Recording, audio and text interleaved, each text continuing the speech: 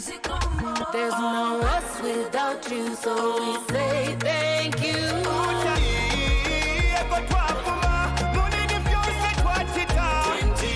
Started from the bottom, now we are here.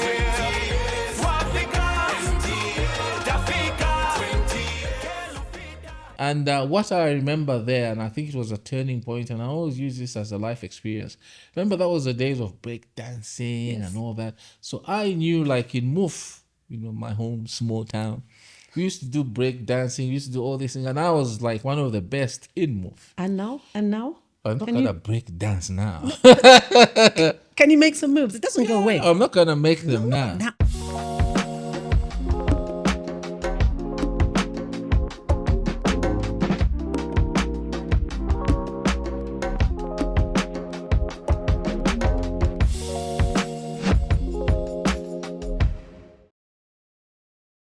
So this morning, I'm really, really excited to introduce a marketer, a DJ, a comedian. That one surprised me because I've never really had a conversation with that like on the low. yeah. Mr. Coca-Cola man, but most of all, Mr. Panji Banda, which really, really excites me, and I'm really glad we could draw you out of the cupboard. So welcome to our conversation, welcome to Unfiltered, welcome to Chana's seat, and welcome to your seat. Thank you very much, and it's a real honor and privilege to be here. Really great. Okay. I have to tell you, you have made I almost called in to say, listen, guys, I'm not coming. Okay. Because it's the Pope's funeral, and this is when it was announced as a national day of mourning. I was like, that is this one. Yes, as a Christian, as a Catholic, I really felt that this was a day of national mourning. So I am here on this particular day, and you made it lighter because on the way, of course, I was listening to everything. I almost said, I can't go. I have to watch the funeral. But you spoke through it so well this morning and gave us the history as you do. You're such an encyclopedia. It was amazing. And I felt much better, like, okay, I can leave home because I've been given the life of His Holiness in a... He was a door bouncer as well, That's it. That's it. He was a bouncer. Yeah. That was really interesting, the facts that you pull out. And you're just really good at that, pulling out encyclopedia and little things that people wouldn't know. So we're talking now, you said, so you had one pair of shoes, one pair of sandals. Sandals, actually, not even shoes, sandals. Ngama winter. I don't know. But again, remember, is that true? We don't know, because sometimes they throw this stuff at you. Exactly. But it did appear like a very humble person. No, definitely. Yeah. Absolutely. Yeah. So I'm really glad we're meeting today. It's a important day, but also important for us to be here. And at least we've recognized that and we've done that. But from here, I'm rushing to the TV to finish watching my funeral. Yeah. So Panji, tell me about Panji Banda, who, for me, Banda doesn't work.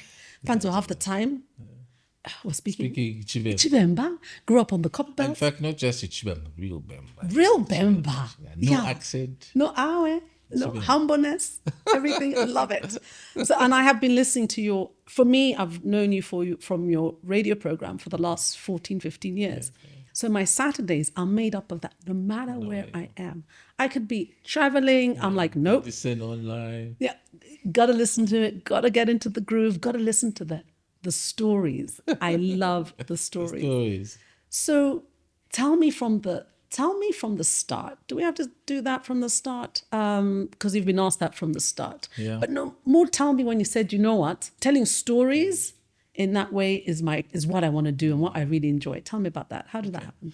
I think so. Maybe I grew up with radio. Remember radio from the 70s when the parents, you sat to I remember everybody sat on the radio. Then everybody listened to This Is My Song.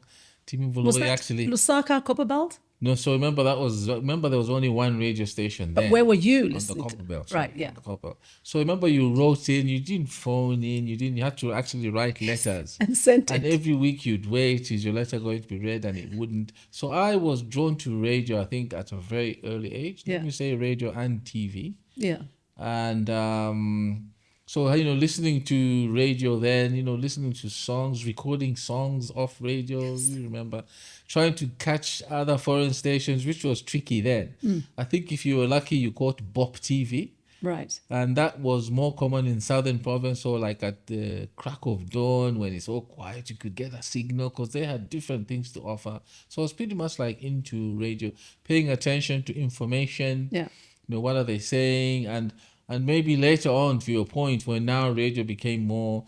I still remember when Radio Phoenix was the first Yes, I remember that. private radio station, and you won't believe this. So exciting. I was working at a bank which was near where they were auditioning for, and we heard like the auditions. For DJ. Did they call yeah, them because DJs? they were, I think radio presenters. Presenters. That was the more. And there were three of us who said, "Hey, let's go. Do you want to do radio?" I'm like, maybe. I've always wanted to. Let's go. So I said, okay. So we snuck away from work. I still remember there were three of us.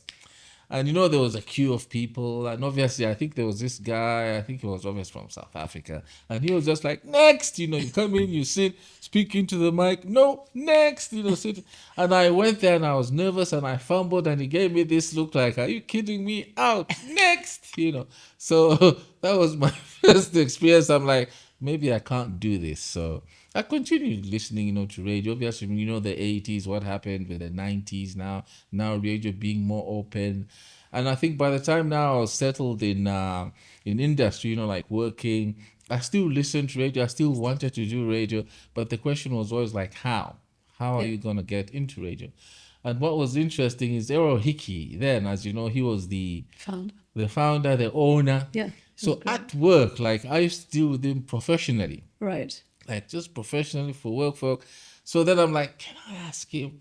Like I want to get on radio, But again, you don't want to draw the line between like, you're getting favors through work. Yeah. So I'm like, nah, maybe I shouldn't ask him. Then one of my friends say, look, just ask him. The least he can do is say no. Yeah. So one day, like I said, I called him. I said, I want to see you over something personal. And I always ask myself, I wonder what he thought, Then he says, oh, yeah, it'd find me, come. And I went to him and I said, look, I want to be on radio. And he says, oh, have you done radio before? I'm like, no. And he says, okay, just go and see this person. And he gave me a name and said, go and see this person. And then you're like, was it that easy? Now you get nervous. Yeah. But I got to the studio that time. It was at Indigo House. And I think she was Mrs. Pember. I was going to say, was it Mrs. Pember? And I thought she was going to say, oh, you're here, sit down, there's the mic, whatever. Then she says, we have to audition you. And they're like, what? I'm going to fail again. But, they said, speak into a mic. I think I was more relaxed, spoke into the mic. And I said, okay, actually, I don't know. Did they give you like a subject? Or? No, they just say talk, say hi, whatever. Then they said, okay, we like the way your voice sounds and whatever. Okay, come next week, Tuesday. I'm like, oh.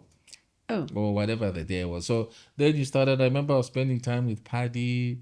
Spending time with Blaze, and pretty much to cut the long story short, that's how I got on radio. And it was a bit nerve-wracking in the beginning, but I think with time, like anything else, you pick up things, you learn things. Still learning, you can never stop learning. Yeah. Yeah. So I think in a nutshell, that's my story. Now, as you know, my genre is old school. Exactly. One of the things that used to upset me was people would play old school songs and just give the title and that's it. And no story. And then I'm like, no, guys.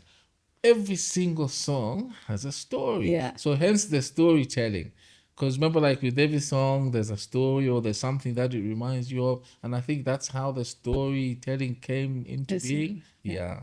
And putting the two together. And then also I think... Because you managed to combine the story of the artist and then you localize it. Yeah. Like, guys, do you remember at This the disco time when we happens. were like trying to get in and all of that? I mean, it's funny, like you meet people now, like at work, like maybe you go for a board meeting and you see board members in suits and you talk. Then I'm like, I remember what song you like. Like, of course, this is after the meeting. Yeah. And you tell them and they're like, wow, I had forgotten about them. Say, yeah, but see, I can remember. So I think I have this knack of remembering I think you've got a good things. memory. Yeah. Remembering things. And you put it you really well together, the detail. Because that's what attracts me to it takes me back, and it must take so many people back. Yeah. I was looking on your site. Yeah. You've got thousands and thousands of us. Yeah, people over following you. But so here's a funny part. So when I started my page, obviously because I've got they're old now. Like my older kids are in their 30s and the late 20s.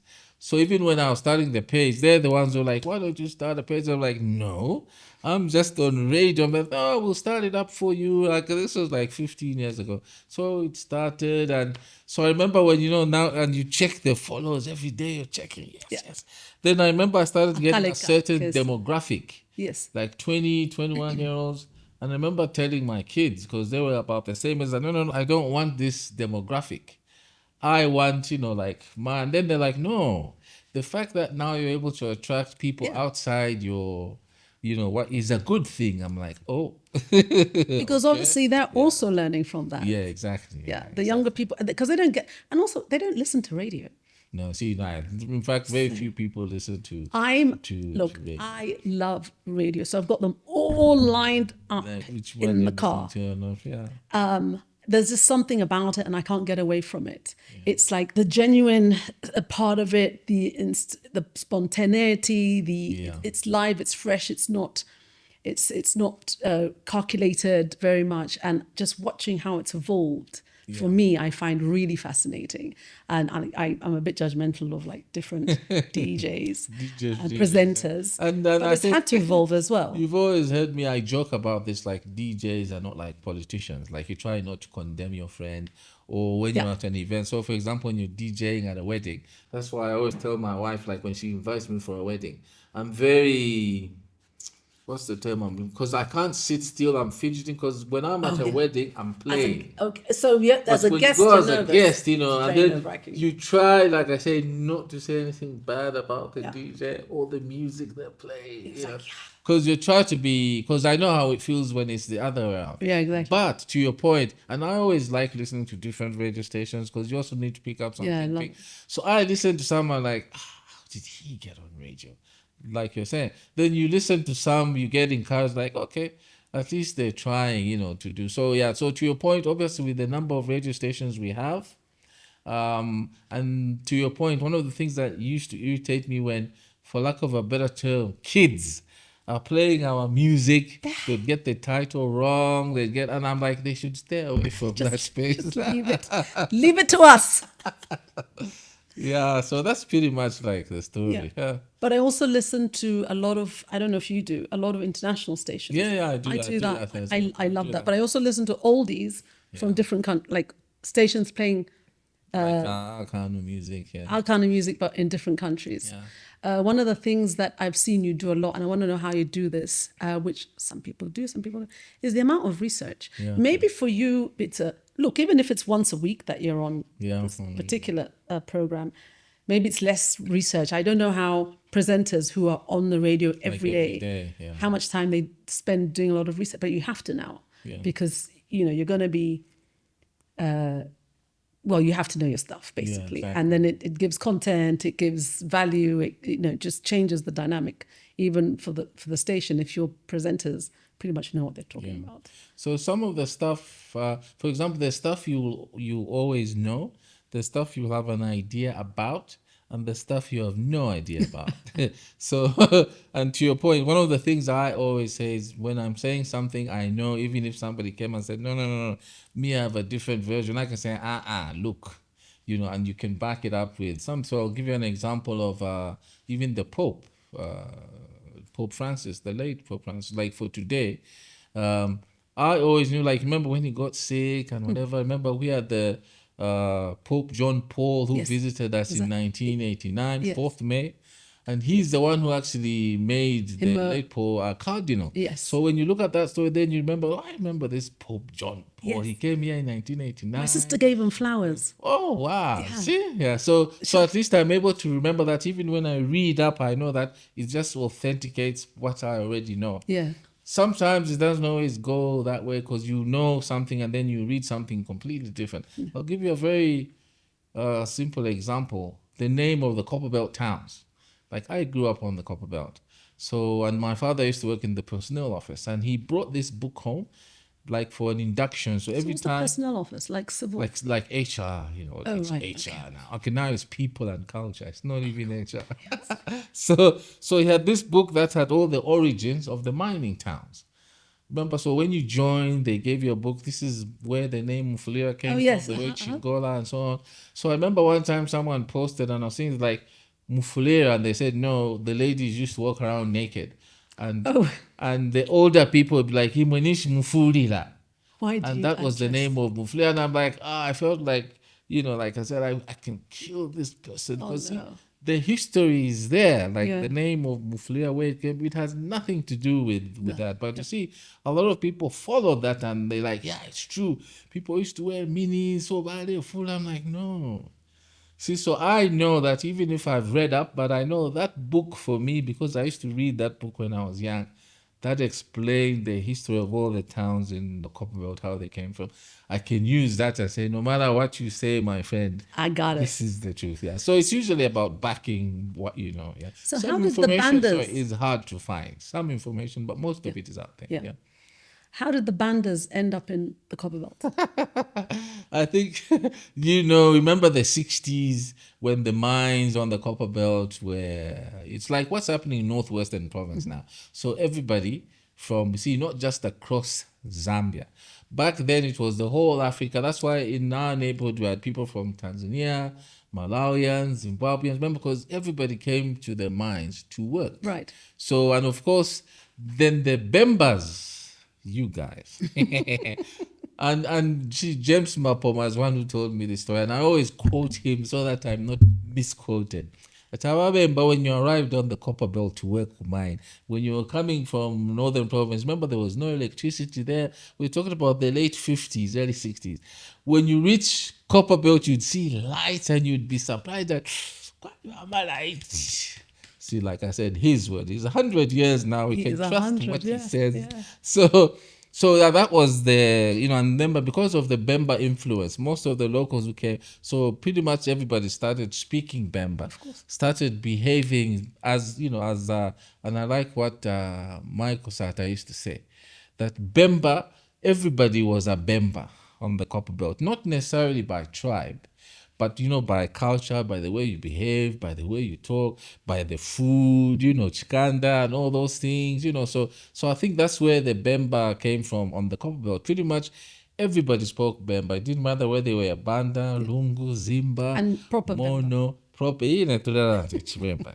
That's why, and you've heard me refer to myself as a Bemba Banda. Yeah, Bemba Band. Because I remember one time again, talking about MCS, he used to call me at Bemba Banda, and he said, and he tell people that he speaks Bemba not because he's Bemba, but Copperbelt. Yeah. So, and I think, I'm not sure if that's still happening now. Maybe later on, because now the mines are in Northwestern. So maybe in the next generation will be people speaking the language there from Northwestern. Do you miss that? I do. Yeah. Because I think it had a lot of togetherness. And remember, you didn't know that your friend was from Southern Province. These are from the Eastern Bembaness Province. brought us together. Everybody just spoke one language. You didn't care who was from where. Unlike now, I think we're making such a big issue of where you're from. Yeah, which we grew up, our parents didn't care, we didn't care. Yeah. But now it seems some people care, and it's quite sad if you ask me. So when did you leave the Copperbelt? Officially, I think I'd probably say, Go on. yeah, I'm trying to remember. I know. Go on. 19. So I did my primary there, I did my secondary there, did uni there, did uni at Copperbelt University. Yeah. My first job was in Lusaka, 1994, like after university. But I had worked in Lusaka in 1988 at the post office, would you believe? Yeah. Nice. That was during like my gap year. So I think that was pretty much like it. And every time you go back there, obviously you see what has changed, what hasn't changed, a lot of nostalgia. What's the one memory from school that just like, either like I wanna remember that, I wanna go back to that, or I really don't. I just don't. That So is no. it like primary or secondary? Either. It could even be like some So maybe let me give you daunting and I think, teacher or something. And I think this is what I always tell, even like when my kids were going through school, I was telling them that no peer pressure. So, and I'll give you a very good example. When we went to Pelembe in 1984, and remember Pelembe Secondary School then was like, of course, us who went and forever man, you didn't just go there. Remember, you had to meet a certain criteria. Yes. But there was a lot of peer pressure because remember there you had ministers' children, and you had lots of so-called big bosses. Yes. So we photo and all we had was just our education. So we worked very hard so that you can get that level of acceptance. And what I remember there, and I think it was a turning point, and I always use this as a life experience. Remember, that was the days of breakdancing and all that. So I knew, like in Muf, my home small town, we used to do breakdancing, we used to do all these things, and I was like one of the best in Muf. And now? I'm not gonna break dance now. Can you make some moves? It doesn't go away. I'm not gonna make them now. Now after when we close. In fact, Are they still there? They are, but the last time I tried something, my wife said, "If you ever try that again," because I actually I strained some muscle here, and it was quite painful. Sorry. We'll do it afterwards, and the camera's off. I need to see it. You need to see that. I can show you. I've got some moves anyway. Yeah. So what I learned was, remember, because there were variety shows being organized. Yes. And you were scared because you're like, no, I'm not as good as these people from Lusaka, because they get to watch these videos on holiday, because they travel, they go to the UK on holiday, and Lusaka people. That's why I'm always making fun of Lusaka people. They're like, hey, say, as we've seen the video, say. And they're trying to put you down, and you do feel, intimidated. But I still remember, I think it was the guy who was doing Form 6, was Christopher Mleng. Oh no, Kai Elas, yeah. He's like, you know what? Me, I've seen you wipe out Rwanda. I've seen you wipe out. What are you scared of? Yes. He actually said, it was him. I'm the one who's organizing this variety show. I'm putting your name down. And these would be like afternoon variety shows. Everyone's like you used to come on the weekend. Right. Everybody, they'd be miming, they'd be breakdancing. And he says, I'm putting your name down. Because I've seen these people you're scared of. I was like, and I've seen you're better than them. So I think in life, and that's why I'm saying I always refer to that point, like sometimes even when you're good at something, you feel intimidated by people around you. Yeah. And until you come out and put yourself out there, you won't really know how good you are. And I still remember that day, we practiced.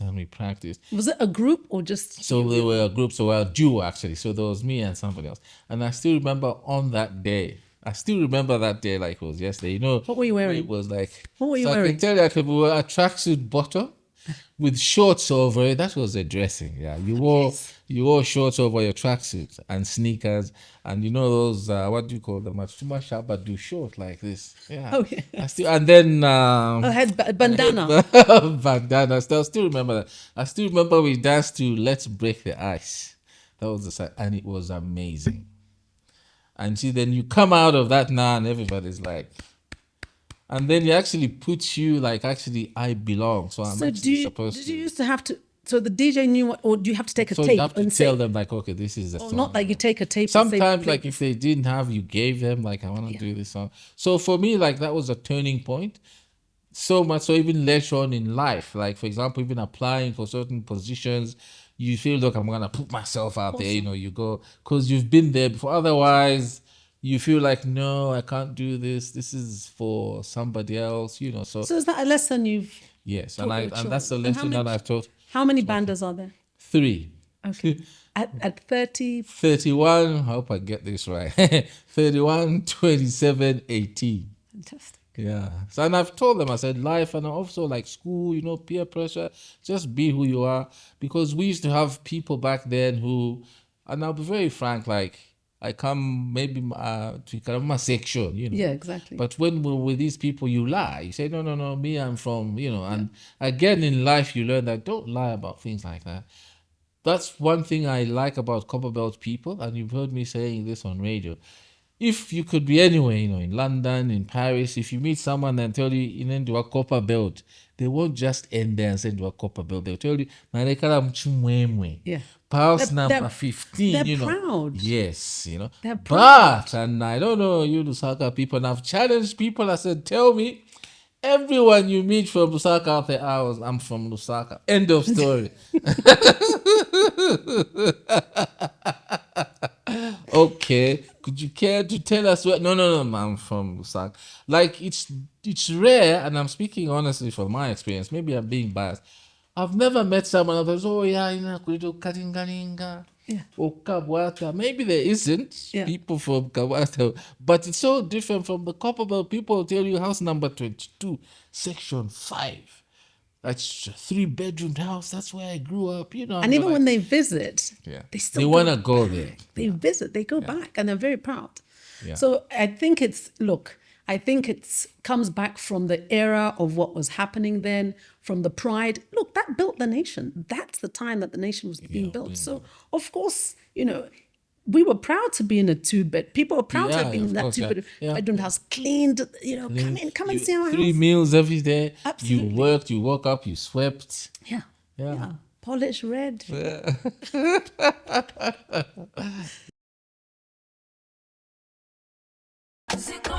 There's no us without you, so we say thank you.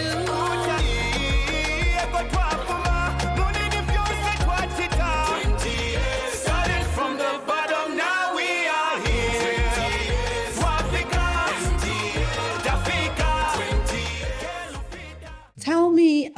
Tell me more about your children. What are they doing? So my older son, he's getting married. Yeah, finally. so we've done all the Details. so he's getting married. I think August. Yeah. Right. Then my oldest daughter, she's 27. She's still staying with us. She's done all her uni and whatever. She's working. She's one thing I like about her, she's not like the way we grew up, like you could never, and I'm using the word carefully, challenge about Fiash. Right. If you know what I mean. So they say this and you do, okay.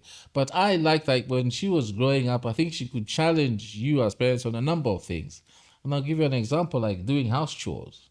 She used to be like, okay, why am I the only one doing house chores? What about him? Right. And she'd refer to the brother, and then be like, yeah, actually, what about him? So they had he's doing the dishes, and she does it the next day, he's sweeping. So at least, so those kind of challenges that as a parent, because your parents did it this way, that's the only way. But remember, we're changing now, we're growing up, and things are different.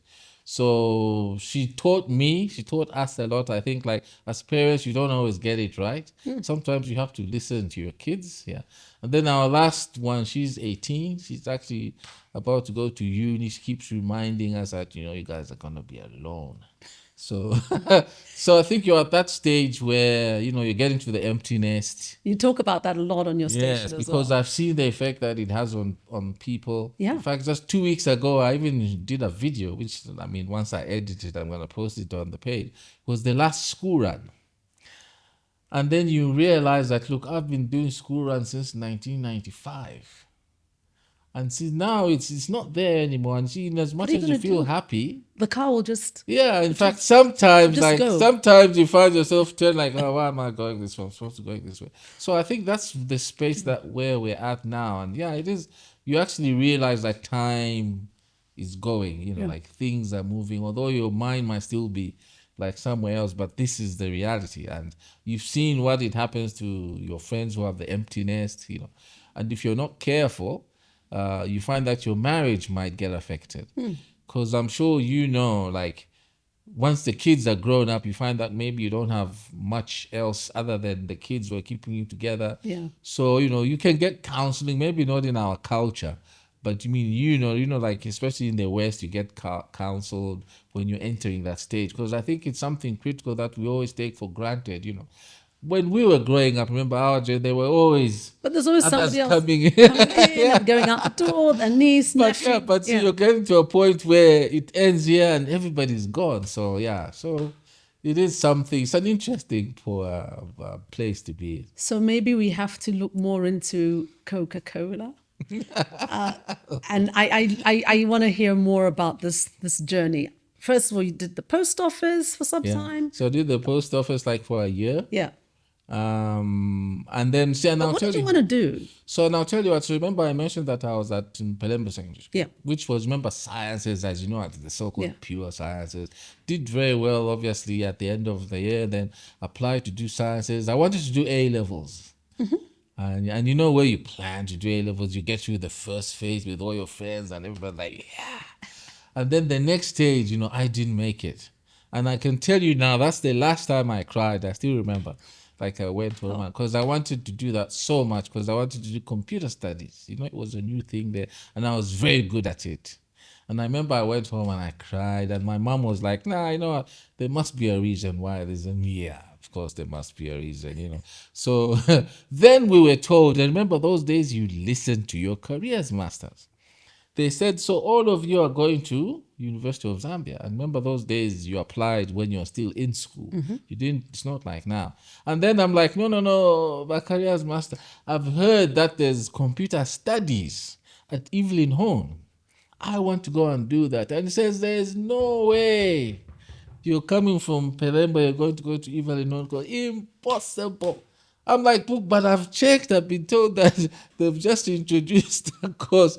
It was actually a course called data processing. Can you imagine? That's the nearest there was. And he said, no. Unza. Okay. So we went to University of Zambia. 1 year, as you know, in natural suffering, had no clue what on earth I was doing there. And again, and then I started envying, like my friends who were doing law, because see, that was their second choice. Remember, if you didn't get in sciences, automatically you went down to the second choice. So people would put humanities. So a lot of them who had second choice were not picked on science, got to do law and the humanities. But now it's Different, yeah. So of course, after 1 year, I knew even before the gig was over that I'm not going anywhere here. So I flunked, yes, and I'm saying that with honor. And that's how come I got a job at the post office. I was working for a year. Didn't quite know what I was going to do then. You've heard me talk about this on radio. what were you doing? A sortie? No, money orders. Oh, Remember those days Yeah. you came and you if you're sending money, Yeah. you handed over the money physically. Then you did that telex thing. So the electronic message was sent, whether it's Chingola or whatever. And one thing I learned there is it would get very busy towards school opening day. yes. So, post office. Then after that, sorting money. So yes, postal orders. That's Postal what they're called. orders. Let's be And clear. something I learned there, and look, I was pretty young, obviously naive in a lot of things. People come, you meet all sorts of people. Remember, you met normal people, you met nurses, you met doctors, you met generals in the army. And one thing I noticed, the generals, the colonels, when they came to send money, they were very polite. They were always professional. But it's like the regular soldiers, like, hey, man, they throw the money at you. And, then it starts showing you that, people who actually have, this is, again, something I learned. People who have status don't show it. That's why I'm talking about the generals, the colonels, because they're always, and in fact, you were even forced to be like, oh, and they come, oh, sir, please skip the queue, come in front, But the normal person is always the one, you are useless, you're slow. So you also learn that people come differently. People bring their baggage from wherever they are and try to throw it at you. And you learn to just be here. Because remember, if you take in the mood, whatever, it also affects you. So that's one thing I learned, I think, quite early, that people come differently. People who make the most noise are usually the ones who lack self-confidence. And so after that, then I had a cousin who had just returned from the UK, and he was in business. And he said, what are you planning on doing? I'm like, I don't know. And he said, have you ever considered studying business? I'm like, no, not really. Then he goes, okay, look, why don't you apply? At that time, the University of Zambia at Ndola in Kitwe. Oh. And he says, apply. Remember those days they used to take what they were calling non-school leavers. I'm like, okay, so you apply against a physical application, you apply, throw it, post office. And remember, you don't hear anything. And then one day, you're going to work, and I'm still working at the post office, and you open the newspaper, remember it has all this list, non-school leavers, and your name is there. So even my boss is like, oh, you're going to university. So that's how I ended up studying business. at the Copperbelt University. Of course, it gotten renamed then. And that's pretty much how I got into business. I started enjoying that sphere. I worked for a bank. I worked for an FMCG. We're doing a lot of import and exporting. Then, again, it shows you to what I was referring to earlier on. There was this big, advert in the newspaper, like they were looking for a sales manager, Coca-Cola and the Zambian breweries. And again, remember, you tell people want to apply for them, like, nah, you're not going to make it. But mama deal, they won't pick you, or whatever. But again, I remember going back to that breakdancing incident. I'm like, look, it's not going to kill me if I just try. And I tried, and I got called for the interviews. It came to Osaka, was interviewed, and I think 2 days later, I got the offer. And again, you tell the same people, like, I got them, you must have known someone there. Zambians were like that. Yeah. Not on your own merit, no way. Yeah, no, you must have known someone. So, and I think the job I've had pretty much for the last, I'm actually now just sitting in corporate affairs. Yes. Because I've now moved away from the commercial side. But one thing I learned with that brand is, and people be like, you're still at Coca-Cola, why? And I'm like, my friend, and for me, that's been very important. Like, I have been everywhere in the world. I've been to every corner of this globe just because of my job. And it's not just travel, it's VIP travel. I love traveling. Where, I remember one time, I can't remember where we were going, and on that same flight, there was a minister. I don't want to call them out. And when we arrived there, they were shocked, like there were people waiting for us on the tarmac, not in Coca-Cola. And you heard the minister ask, who are those people? So Coca-Cola. The Zambian breweries. So I love that, and when you travel on your own, when you look at the hotel you're staying at and how much you're paying, and then when you traveled for work, that's how you realize like how much, so basically I enjoyed the travel. I love travel. I've been to, places you never thought you'd be. But also, to have been there for so long, this is not a small, look, Zambia Breweries moved from Zambia Breweries to AB Bev to it's had so many faces. So many faces. It's such a huge organization that it's very possible to have a total life career in there, in different pockets, and look at where you are now. My mother's first job was in Zambian Breweries. She was the only woman, something or other, I should really know, but it sticks in our family, like she was the only woman doing that particular job in whenever it was. But it is a household name, and will never go away, even if it's been taken over. So there's an element of serious pride there. Yeah, of course. And I think for me, certainly, because also remember my generation, we grew up drinking Coca-Cola. That's all that was there. And to come and work for this brand, at a later stage. So it has been a great, personally, professionally. Yeah, absolutely. Yeah. And to see, for me, I love seeing, first of all, how the organization has evolved. So even its people in there have evolved with it. Yes. And we've still, the fascinating part for me was within marketing. How did you manage maneuvering it as a brand or being part of that? Like, this has changed, guys. People no longer look at this. Competition was coming. You've got major competition now. Of course. All over the world. Which is good, by the way. Which is very good. I wonder what those discussions look like, and to say, no, guys, you've got to change. We've got to change things now, because it's not just us. People don't want it sweet. People, what does that look like? Those, to make those serious changes. I think to your point, not just in our landscape, I think pretty much across all other landscapes, that is changing, and it's changing very fast. And the key now that's driving all these changes is these guys, the Gen Zs, the millennials. So I remember my first sort of like serious meeting I had, board meeting where people come in suits and laptops and you're looking at them like, wow, But now you find that you're in the boardroom and there are people like her. Yeah. I'm not trying to pick you out.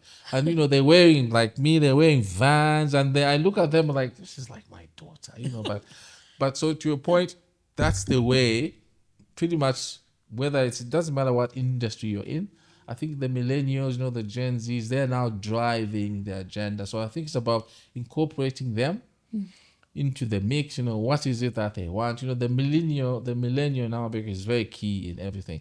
That's why, for example, advertising now, it's not your old advertising on TV or radio, because now it's on your device. What your device? About device, huh? Yeah, it's on your Device. device, yeah.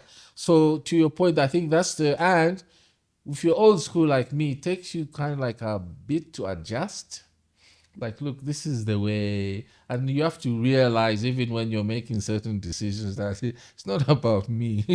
It's about what is out there now, and what is the new way of doing things. Yeah. So I think, in a nutshell, and I think it's happening pretty much across, whether doesn't matter what brand you are, what category, and I think it's happening. Even the industries, because also our lifestyles changed. Yeah. Okay, so how we used to drink Yeah. our, Coca-Cola is not the same. Yeah, it's way too, of course. Yeah, it has a different look. It sits at a different place on the table, Yeah. or wherever you are. So that's also really fascinating.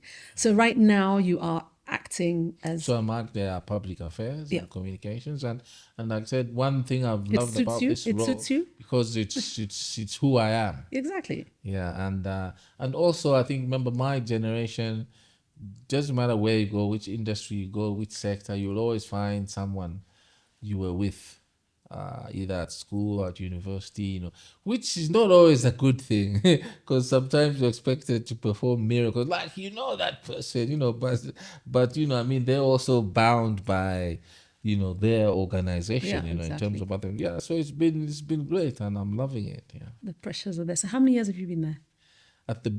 Overall at Yeah. the With the brand. with the system, I think. With the system. Yes, it reminds me how old I am. I think 22 now. That's incredible. 22 years, that's a long time. I don't know. I think the only thing I've years. done for 22 years is kept my name. I can't think of anything I've done for that long. Yeah, 22 years. It's been a good journey. Yeah. Yeah. And how do you see 10 years? And to be honest with you, it's difficult to say. I know. Because things are changing so fast. Yeah. I mean, if you can think of anything 5 years ago, if you were told in 5 years' time this would be like that, you would have said, no way. But look at it now. I'll give you a very good example. Something I always tell people, like, I try as much as possible not to handle cash. Remember, if you ask someone 5 years ago that you could pay, look, I love buying, I'm old school, so I buy bananas from the street, I buy tutenembalala. You transact on your phone. Because even the lady selling tutenembalala, she will tell you, oh, send to my mom, and you send. Yeah. So now imagine 5 years ago, if you told someone that, they'd say, nah, it's not possible. So to answer your question, just think of something like that. 5 years ago, no one even thought about it to that level. Now, can you imagine 5 years from now? And to answer your question, what is going to be out there? I think, You just don't know. no one I knows. think maybe we have to look at today. I was listening to a podcast this morning, actually, before your program. And it was talking about when you appreciating now, just appreciate now and go with what your mind can handle now. Because our minds can't handle so much. And when you stress them to be thinking about the past and then what's going to happen here, it falls apart. So handle what you can handle for now, and probably that's where we need to go. Yeah. A little bit of ambition, like, oh, I'll do like a kama, I'll grow my maize, I'll do like a hectare, just don't stretch. Things that we can possibly see. But yeah, I get you. Yeah. It's moving really fast. Yeah. I want to know from the Bemba side, like, if there's something, I know about Imbalala too, because you just like, Tutenembalala. If there's something you had to eat something now, and your cravings, would it be that Tutenembalala? Okay, so I can tell you, I love tutenembalala. In the house, we all love Cassava and groundnuts. Cassava and chikanda. Love Yeah, chikanda. but you have to find you've obviously found the So right. we know where to, we know the You have best to know spots where to to buy. get the chikanda. Yeah, we know that's where the chikanda. Yeah, so all those. What else? Impwa, we call them imps. Never been a fan. Tried, but imps, yeah. But my wife loves. But for me, I think they are upon our way up of a pen. My grandfather actually used to, he would just pick and And my mother used to. Yeah. That's so bitter. My mother used to grow them actually for export. okay. So she'd be in the field, and then she'd be just Oh, Yeah, no. So pampa pena na wena. yeah. Well, okay. What about on the Banda side? Eastern side, Yeah, interesting one. That remember you are Banda wa Copperbelt. right? What I remember there was remember because from the east we had some relatives who used to come from Malawi, Right. and sometimes you go and visit them. I still remember, and you won't believe this, usipa. It's a special type of carpenter, only from Lake Malawi, which you won't believe this. Last time I went to Malawi, I managed to get some. Put it in my luggage. I was thinking, I hope nobody sniffs it and they tell me what's this. And I still have it frozen. I'm still waiting for the right time. Well, not me. Obviously, my wife's gonna, cook it. So I'm waiting for that because I can remember like it was quite bitter. Right. But it's very, like if you ask anyone from Malawi or from there, like Usipa is like a big thing there. Like, the way I was here, Vonga Carpenter, I used to be here. So that is what I can't wait to, I hope I can remember the way it used to taste. I remember it was bitter, even as a kid. So that's what I'm looking forward to. I still love the fact that we can just go back to those tastes and enjoy that, despite the fact that you might have come off a plane from Brazil, and eaten something exotic there, but still coming back still home come to back and the eat favorite. that, yeah. Tell me what's one of your favorite destinations, work, personal, whatever, like wait, So, you know. I think because, you're asking about my comedy. I think because of, the space in entertainment, I think I've been to various parts of the US, but I think I found LA. I think it has, just walking on Hollywood Boulevard, where they show you this is where the Oscars are done. And I remember when we went for a Hollywood tour, when you remember watching Beverly Hills Cop back then. course. And then Dun, when dun, dun, dun. now in Beverly Hills, we're like, wow. Yeah. Okay. Quite a quick kama flash bad and that so I think the stand-up comedy scene obviously is bigger in LA than it is in New York. And so that's the part I like. Why would it, because of Hollywood? Why would it be I don't bigger? think it's because of Hollywood. I think so. People often think it's New York, but you find a lot of stuff like from the stand-up. Obviously, like you start in LA, and then like when you've made it, then now New York becomes the. But the good thing I like there's so many at every corner. There's there's an open mic club where you just How did pitch you up. weave that into this career? It's interesting, actually. Again, it goes to finding yourself. Like, what is it that you love, that you believe you're good at? Forget about work, but what is it? And I think I've always considered myself a funny person. So, even when you're talking with friends, they'll always be laughing. But that doesn't mean you're funny, and you learn that the hard way. Because you think, you're watching a stand-up comedian and like, I can do that. So you say, let me do this. And then you realize that it's not that easy. So I've always loved comedy. I take myself as a very funny person who likes being funny, saying funny things. So that's why I'm like, I have this. But they're not intentional, right? It's not intentional. No, it's just how you are. Yeah. And your mind, Yes. that's how your mind works. And it that's sees why- a funny side to something. Yes. Right. So, and again, through reading all these motivational speeches, listening, who tell you if you want to do this, you have to go out and get. So I'm like, okay, let me try this. But obviously, didn't know where to start. So you do a bit of research, and then you end up. So there's a place in London, Comedy Virgins, as the name says. Is if you're doing it for the first time. So I went and broke my virginity there. That was in 2018. And what was funny was I was so scared. But because you're with peers, then afterwards, you're at the break and everybody's asking. Is it like an open mic? Yes, or an they've open mic announced thing. You to, So okay. you book your name and whatever on the day. I had, I think, a couple of friends who live in London said you should come, And I went with my wife, obviously. So the first time, I was on stage, I was scared, stiff. But I realized afterwards, because they give you a video after, like, actually, it wasn't bad. And people were asking you, okay, how long have you done this? I'm like, no, this was my first time. And then obviously, like, how do you take it to the next level? Then the good thing is COVID came. Well, I mean that, Yes. because now instead of actually traveling and attending, you actually did things online. So you find that, and again, because of the time difference, most of the classes I was attending were from LA. It's 9 hours between us and them. Yes. So I find that it's like 02 local time.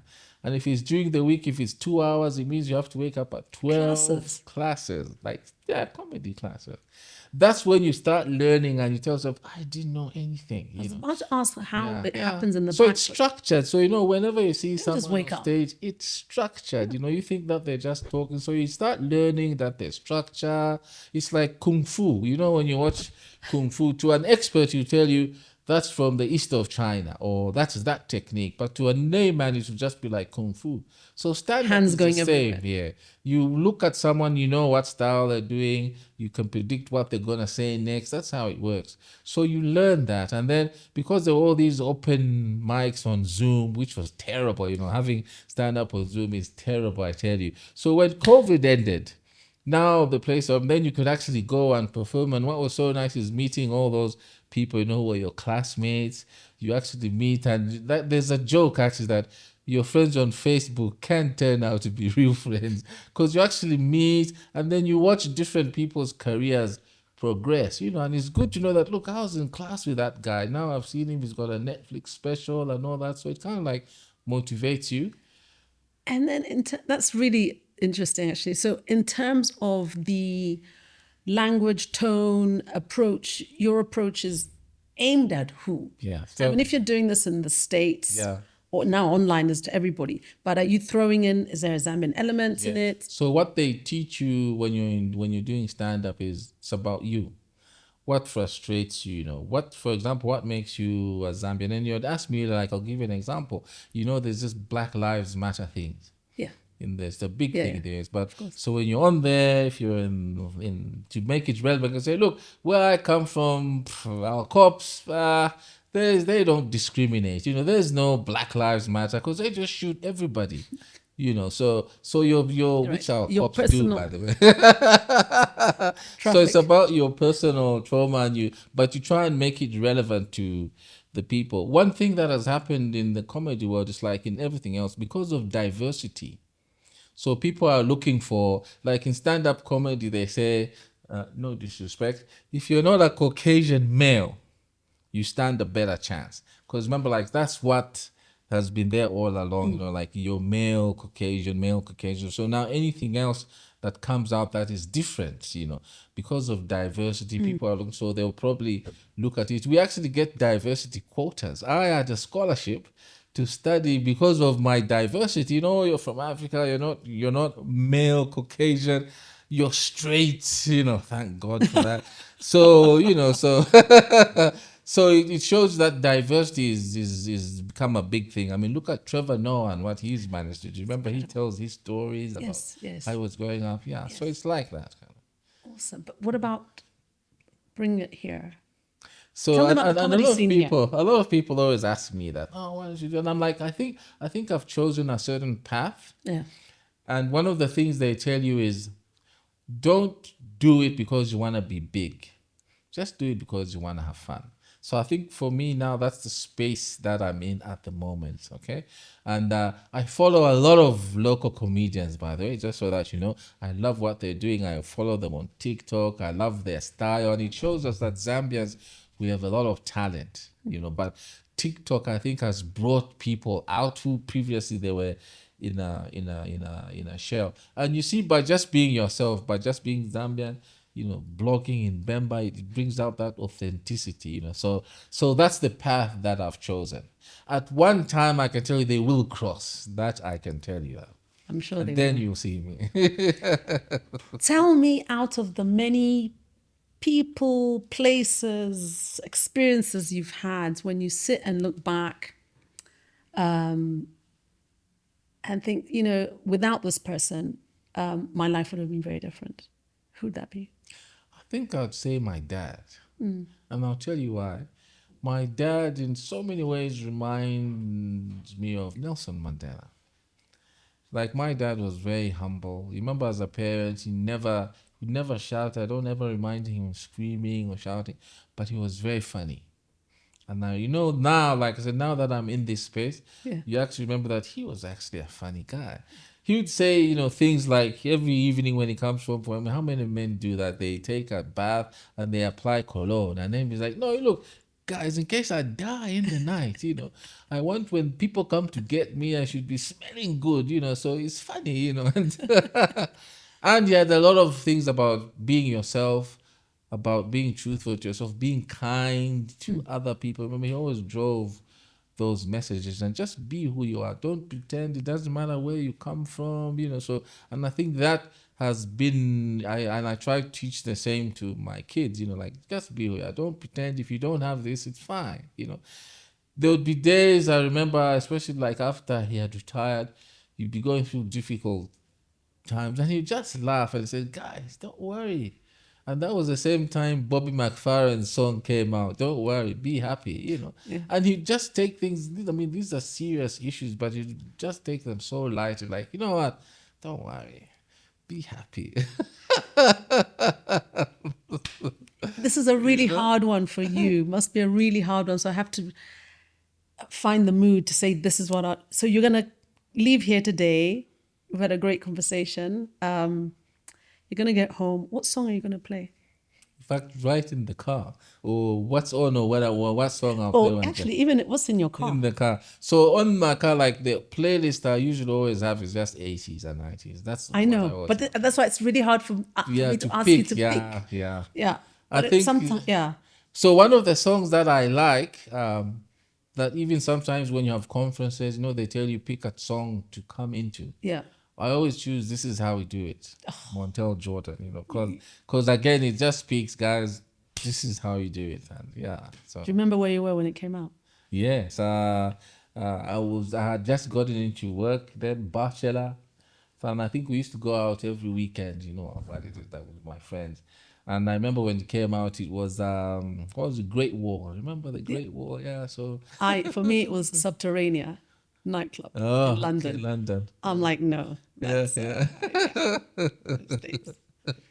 Yeah. Last question for you, because I think I like the part about the traveling and the fact that you've traveled everywhere. So I'm going to give you what I do. I listen to a lot of music on YouTube, but the image is really important because then I dream. Oh. So I get images where it's a hotel or a spot and it's going to be like Mediterranean and there's water and it's beautiful. And then I like, this is where I want to be. And then I spend my whole day at the office thinking this is where I'm going to be. Favorite spot, favorite hotel. That's what I want. Hotel. I'm obsessed with the hotel. Favorite hotel. You're like, this is the one. I think the Shangri-La in Singapore was amazing. Wow. Yeah, it was amazing. I still remember, and you know, because I watch a lot of Formula One, so you know, every time they're watching, whether it's the pre-race and they show it, and the memories just come, you know, flying. Because I mean, that was an amazing hotel. Wow. Yeah. I have come from a Formula One family, so we won't start that conversation. No, that's good to know. We know what Coca-Cola need to give you on your retirement. I wonder what, really. 2 weeks at the Shangri-La. So, Panji, thank you so much. I've learned about the comedian. I've learned about the breakdancer, and you are not getting away with this because I need to say, I'm going to take a picture. Be breakdancing. I'm going to take a video of you here. I've learned about the Coca-Cola man. I've learned about your wide travel and your sincere love for your foods, what you like to hear, your family, your children, and really what has made Panji. I'll have to stay behind you for the next couple of years and see where we're going. Thank you for the conversation, taking your time out on a really important day for me, for everybody, for today. And hopefully speak and see you soon. Thank you very much. And I think I was saying thank you very much to Nkwazi magazine. Like I said, that magazine I've read pretty much before then, like, you know, when you're on a domestic flight, you'd read it, and I started loving the content. When I saw some of the interviews you'd have with different people, again, taking you back to my original story, I knew that one day I'm gonna be. I didn't push, I didn't prompt anything, but I just knew that one day. So it's a real honor for me, and I feel really privileged for having me, and thank you very much. Thank you so much. There's no us without you, so we say thank